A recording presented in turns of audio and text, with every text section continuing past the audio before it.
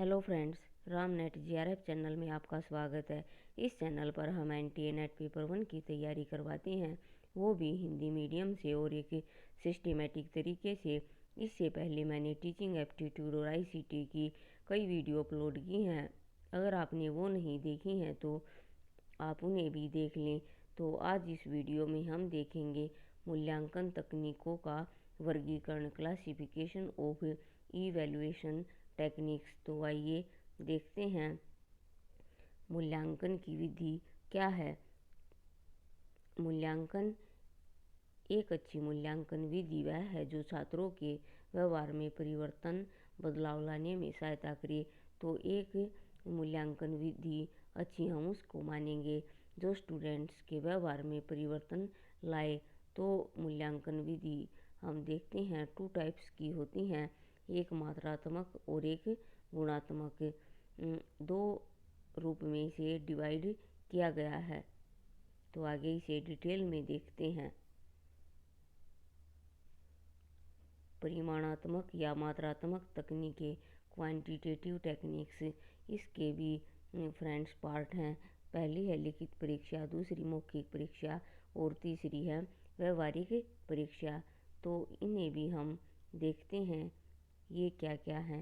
First है हमारी लिखित परीक्षा। इसे कागज पेंसिल परीक्षण के रूप में भी जाना जाता है। इस तकनीक में प्रश्नों के निर्देशों के अनुसार उत्तर लिखे जाते हैं। लिखित परीक्षा के माध्यम से विद्यार्थियों के ज्ञान और अनुभव को परखा जाता है।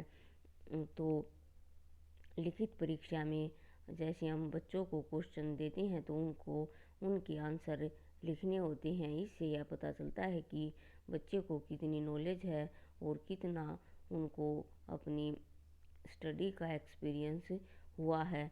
अगला पॉइंट हम देखते हैं मौखिक परीक्षा। इस परीक्षा का उद्देश्य विद्यार्थी के पूर्व ज्ञान की जांच करना होता है। यह परीक्षा लिखित परीक्षा की पूरक होती है।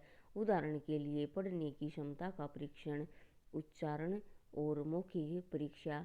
जो हमारी मौखिक परीक्षा होती है ये हम ओरल रूप में लेते हैं और विद्यार्थियों का जो पूर्व ज्ञान है उसकी जांच हम करते हैं। जैसे किसी भी बच्चे को हमने लेसन पढ़ने के लिए कहा तो हम यह देखेंगे कि उसमें पढ़ने की क्षमता कितनी है और उसका उच्चारण सही है या नहीं।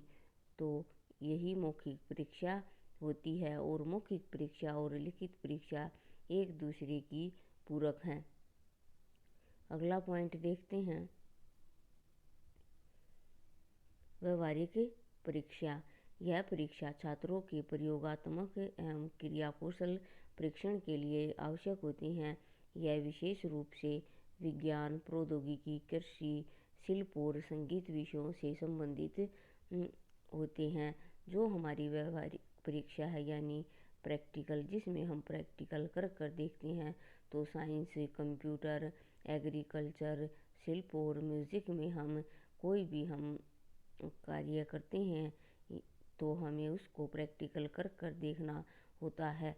तो ये थी हमारी मात्रात्मक विधि। अगली हम देखेंगे गुणात्मक तकनीकी, क्वालिटेटिव टेक्निक्स। इसमें फ्रेंड्स दिए हैं, इसके भी 4 पार्ट हैं। फर्स्ट है अवलोकन तकनीकी और साक्षात्कार, सेकंड है जांच सूची और थर्ड है क्रम निर्धारण पैमाना और फोर्थ है संचित रिकॉर्ड। तो इसको हम डिटेल में देखते हैं। फर्स्ट हमारा पॉइंट है अवलोकन और साक्षात्कार। अवलोकन का उपयोग नियंत्रित और अनियंत्रित परिस्थितियों में साक्षात्कार को भी बेहतर माना गया है, क्योंकि आमतौर पर छात्र लिखने की बजाय बात करने के अधिक इच्छुक होते हैं। इसका प्रयोग छोटी कक्षा के विद्यार्थियों के लिए किया जाता है। अवलोकन और साक्षात्कार, ऑब्जर्वेशन और इंटरव्यू, यह बच्चों में जो ज़्यादा बात करने के इच्छुक होते हैं उनके लिए ज़्यादा फायदेमंद है। इसका प्रयोग हम जो छोटे बच्चे हैं उनके लिए करते हैं। तो आइए अगला पॉइंट देखते हैं, जो हमारा दूसरा पॉइंट है, जांच सूची। चेकलिस्ट। जांच सूची वह उपकरण है जिसे छात्र के व्यवहार, प्रवृत्तियों के बारे में प्रमाण इकट्ठा करने और जो उनका रिकॉर्ड है उनके लिए प्रयोग किया जाता है। एक चेकलिस्ट बना ली जाती है और उस जो स्टूडेंट्स है उसके बारे में सारी जानकारियाँ इकट्ठी कर ली जाती हैं। इससे उसका एक रिकॉर्ड बन जाता है। तो वही चेकलिस्ट होती है। अगला पॉइंट हम देखते हैं,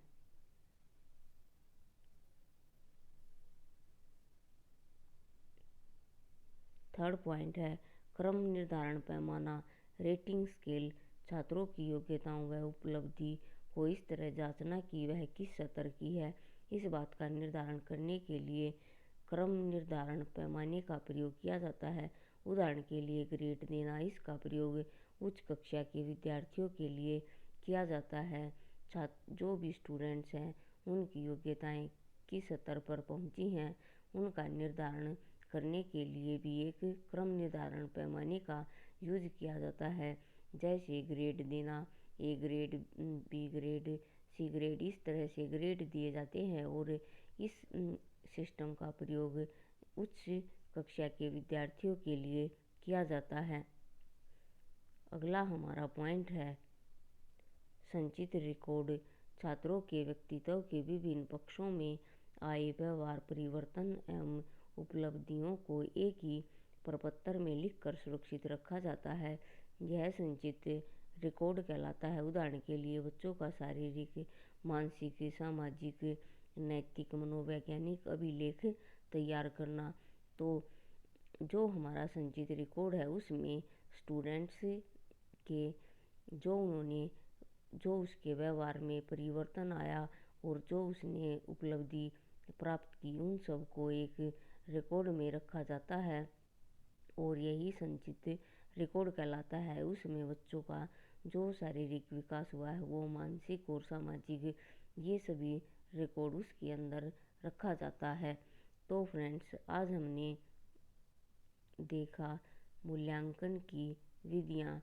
ये दोनों विधियाँ इम्पोर्टेंट हैं। ये दोनों विधियाँ हैं मात्रात्मक और गुणात्मक। तो आज हमने इनको डिटेल में जाना।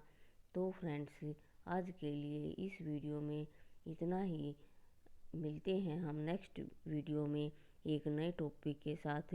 अगर इस चैनल पर और अधिक वीडियो देखने के लिए इस चैनल को लाइक और सब्सक्राइब करें और साथ ही इसे शेयर भी करें।